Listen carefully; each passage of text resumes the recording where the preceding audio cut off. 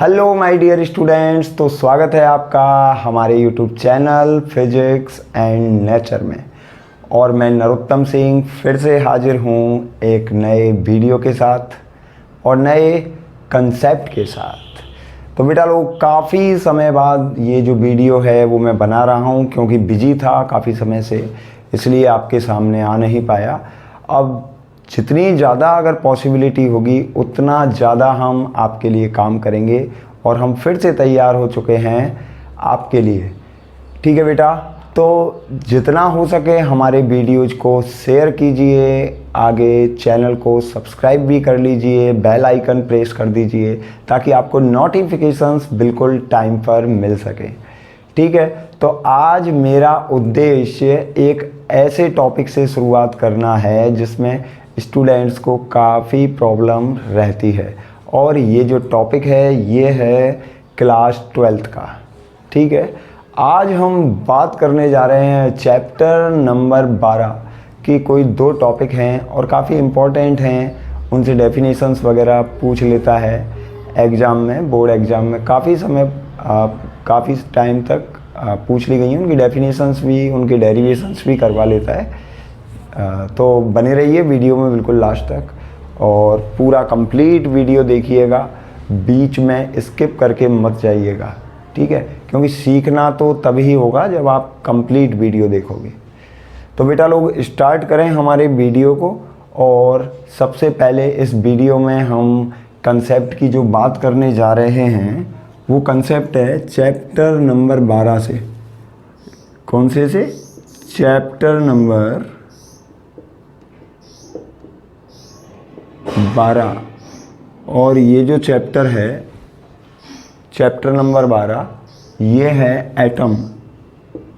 ठीक है, एटम से है, ये जो टॉपिक है वो एटम से है। हिंदी में बोलें तो परमाणु। क्या बोलेंगे? परमाणु। ठीक है, तो इस चैप्टर से वो अपना टॉपिक है और काफ़ी प्रॉब्लम्स रहती हैं उसको समझने में। उसको अधिकतर बच्चे डेफिनेशंस वगैरह रटने का काम करते हैं, लेकिन हम आपको रटाने का काम नहीं करते। ठीक है, तो सबसे पहले मैं इस टॉपिक में एक बात करूं। एक टॉपिक चलता है अपना समीपस्थ दूरी, क्लोजेस्ट अप्रोच, समीपस्थ दूरी। और ये रदरफोर्ड का जो एक्सपेरिमेंट है ये उसके अंदर है। ये जो टॉपिक है वो रदरफोर्ड के एक्सपेरिमेंट के अंदर है, उसके प्रयोग के अंदर है। ठीक है, समीपस्थ दूरी, इंग्लिश में बात करें तो क्लोजेस्ट अप्रोच।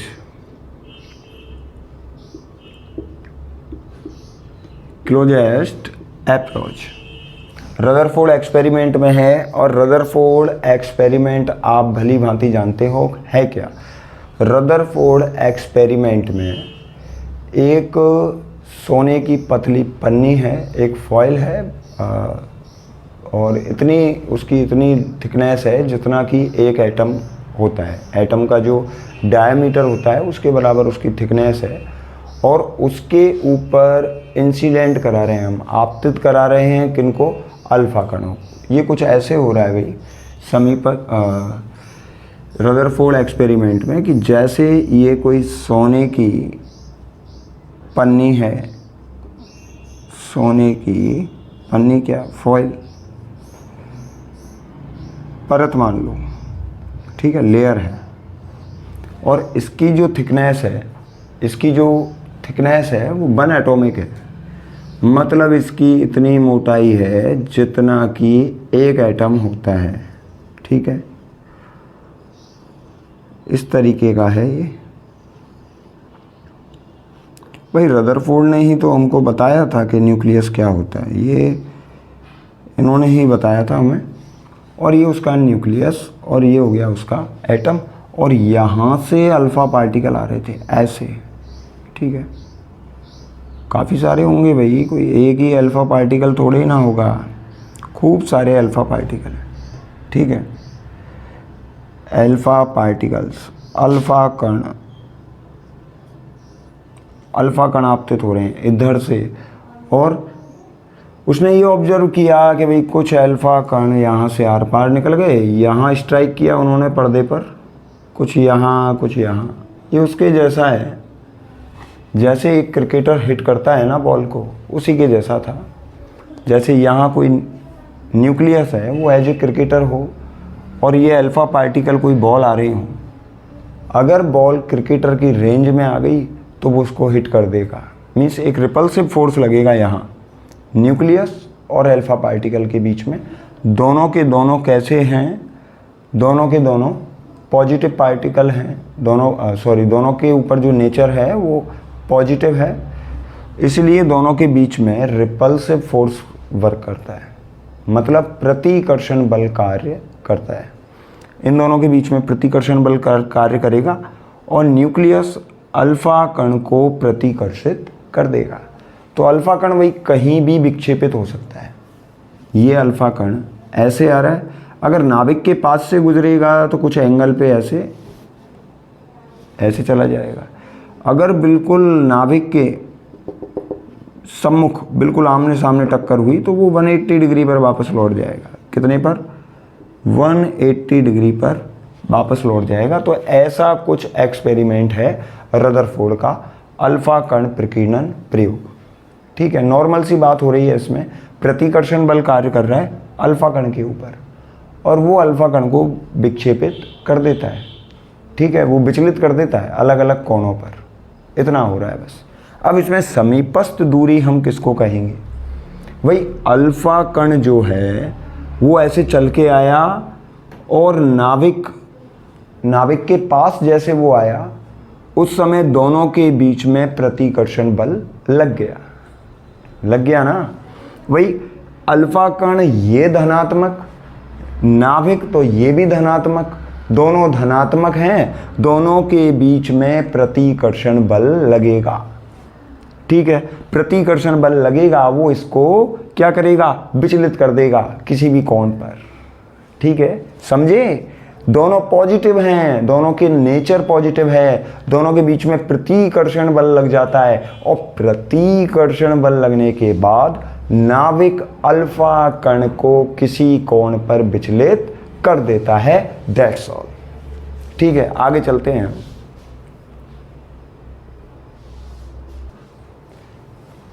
तो क्या हुआ अभी तक ये हुआ, अल्फ़ा कण आ रहा है, नाभिक से प्रतिकर्षण बल उसके ऊपर कार्य कर रहा है और वो उसको विचलित किए जा रहा है। ठीक है, उसको विचलित कर देता है, दोनों के बीच में प्रतिकर्षण बल लगता है। अब अल्फ़ा कण नाभिक के जितना पास आ गया, कैसे? देखिए, समझना, गौर करना बेटा लोग। समीपस्थ दूरी क्या है? ये परमाणु और ये नाभिक। और नाभिक भी कैसे? भाई ऐसे है कि कोई बड़ा कमरा है और उसके अंदर, बड़े कमरे के अंदर जैसे आलपिन का जो हेड होता है ना, वो हो, बड़े कमरे के अंदर आलपिन का हेड। ठीक है, ये साइज होता है नाभिक का। किसके कंपैरिजन में? एटम के कंपैरिजन में। इतना सा। ठीक है, आलपिन हेड कितना छोटा होता है, एक कमरे के अंदर आलपिन हेड पड़ा है। सोचो, कमरा, एटम, आलपिन हेड, नाभिक, तो ये अंतर है दोनों के आकार में। अब देखिए, ये कोई परमाणु और ये मैंने उसका दिखा दिया नाभिक। और परमाणु भी किसका? उस स्वर्ण पत्र का, सोने की फॉइल का नाभिक है ये। ठीक है, और अल्फ़ा कण यहाँ से आया भाई चलकर, ये क्या है? अल्फ़ा कण। चलिए, अल्फ़ा कण ऐसे आया यहाँ से, कितने वेग से आया? b वेग से, और यहाँ से चलते चलते चलते चलते इतनी दूर आ गया वो यहाँ तक। वहाँ से चला b वेग से, b वेलोसिटी से, और चलते चलते चलते चलते यहाँ आ गया और यहाँ आकर रुका कुछ क्षणिक मात्र। कैसे रुका? कुछ क्षणिक मात्र, मतलब कुछ सेकंड्स के लिए। फिर उस पर रिपल्सिव फोर्स लग गया, क्योंकि ये भी पॉजिटिव, भाई अल्फ़ा कण पॉजिटिव, और न्यूक्लियस ये भी क्या, ये भी पॉजिटिव। दोनों के बीच में लग गया क्या, प्रतिकर्षण बल। ठीक है, अब ये यहाँ पर आके रुका है, ये दूरी ही नाभिक से क्या है, समीपस्थ दूरी है RC। ठीक है, B वेग से आया, यहाँ आके कुछ देर रुकेगा, क्षण के लिए, मात्र सेकंड के लिए, 1 सेकंड के लिए मुश्किल से, और भी काफ़ी छोटा सेकंड। तो ये यहाँ इतनी देर रुकेगा, ऐसे आया ऐसे गया, ऐसे आया, ऊपर से आ रहा है तो आर पार निकलेगा, ऐसे आया कुछ ऐसे चला गया, इस तरीके से ये अल्फा कण चला जाएगा। अब हुआ क्या, ये जो दूरी है, जिस दूरी पर ये रुक जाएगा वो दूरी होगी कौन सी, समीपस्थ दूरी। इस दूरी को ही समीपस्थ दूरी बोलेंगे, जहां उसके ऊपर फोर्स लग जाएगा।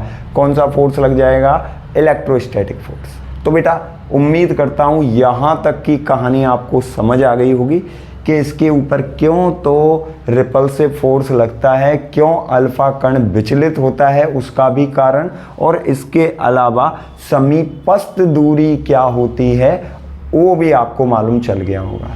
अब हम निकालने वाले हैं समीपस्थ दूरी को। यहाँ हमें समीपस्थ दूरी निकालनी है, तो तरीका साफ साफ है भाई।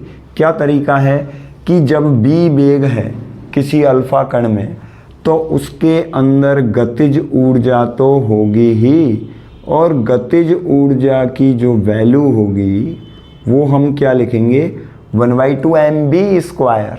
ठीक है, गतिज ऊर्जा की वैल्यू रख दी कितनी, 1/2 mv²। हुआ क्या कि यहाँ से जब ये यहाँ रुका तो B की वैल्यू हो गई 0, विराम अवस्था में आ गया। तब जो गतिज ऊर्जा है उसकी वैल्यू हो गई कितनी, 0। तो गतिज ऊर्जा यहाँ से तो है और यहाँ कम होते होते एट लास्ट जो गतिज ऊर्जा है वो कितनी हो गई, 0 हो गई। सारी गतिज ऊर्जा खत्म। ठीक है, तो भाई ऊर्जा खत्म तो नहीं हो सकती, केवल वो एक रूप से दूसरे रूप में बदल सकती है। यहाँ जब ये आ गया अल्फा कण इतनी दूरी पर, तो इसकी जो गतिज ऊर्जा है वो तो हो गई 0।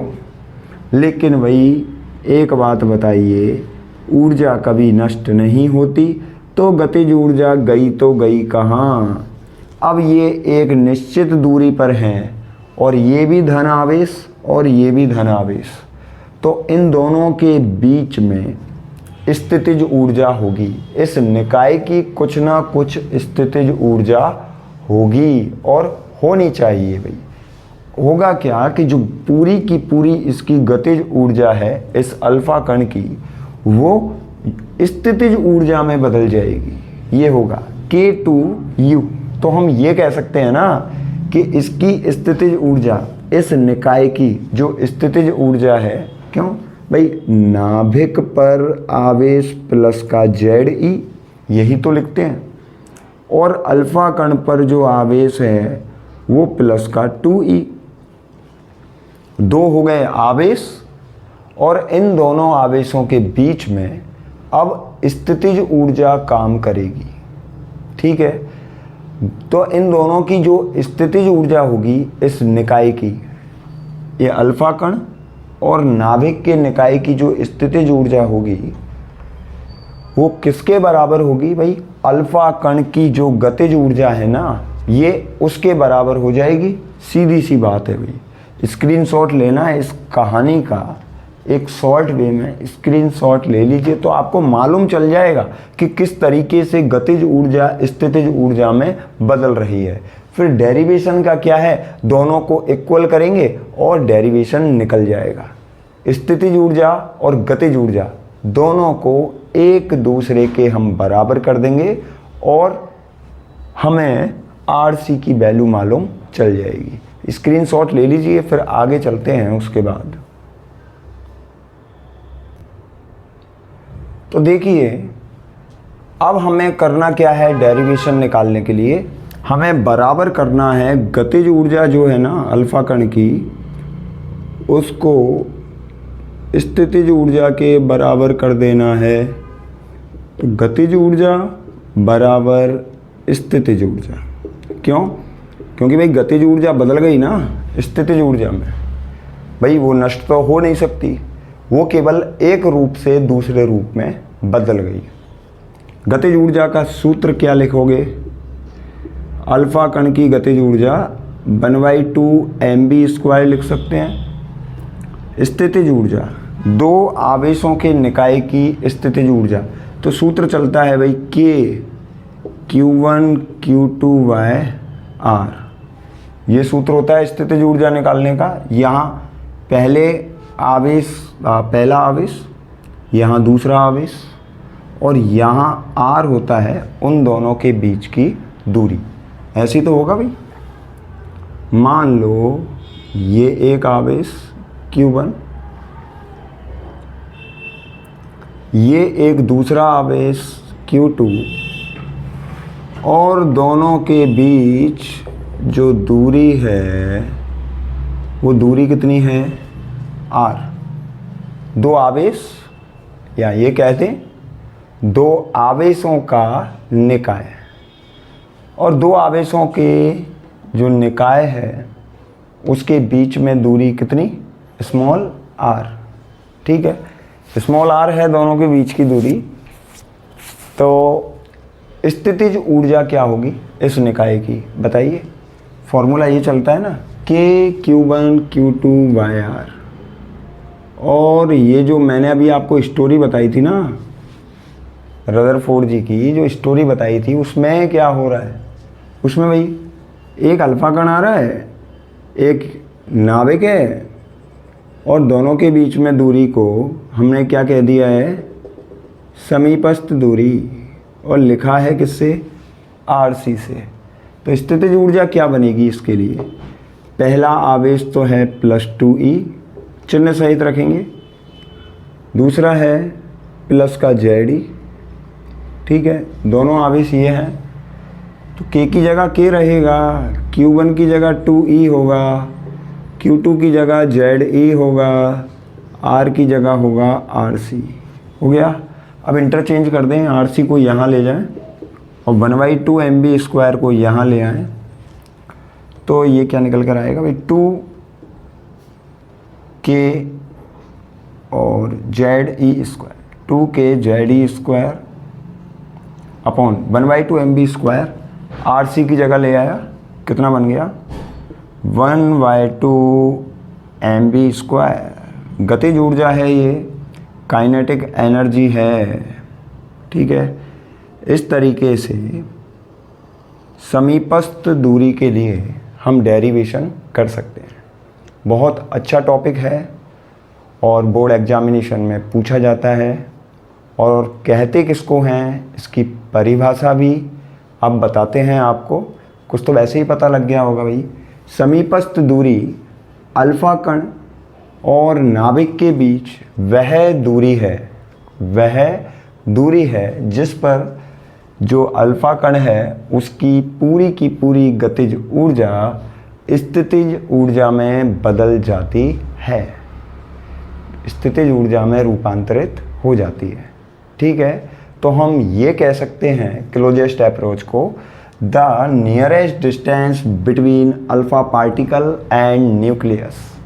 The nearest distance between alpha particle and nucleus at which all the kinetic energy of alpha particle is converted into potential energy. That's all. तो उम्मीद करता हूँ बेटा आपको वीडियो अच्छा लगा होगा, और ये जो समीपस्थ दूरी है, ये जो क्लोजेस्ट अप्रोच है, ये कंसेप्ट आपको समझ में आया होगा। तो बने रहिए हमारे YouTube चैनल पर। हम इसी तरह से आपके लिए बीच बीच में से NCERT से ऐसे टॉपिक लेकर आने वाले हैं अब, जिनमें बच्चों को सबसे ज़्यादा डाउट होते हैं, जिनमें सबसे ज़्यादा प्रॉब्लम्स होती हैं, और वो जो टॉपिक हैं वो टॉपिक क्लियर से समझ में नहीं आते, या फिर आपको ज़बरदस्ती रटा दिए जाते हैं। तो बने रहिए हमारे YouTube चैनल पर, और वीडियोज़ को बिल्कुल स्टार्टिंग से और एंड तक देखना मत भूलिएगा, तो मिलते हैं नेक्स्ट वीडियो में अगले कंसेप्ट के साथ। देखने के लिए आपका बहुत बहुत धन्यवाद।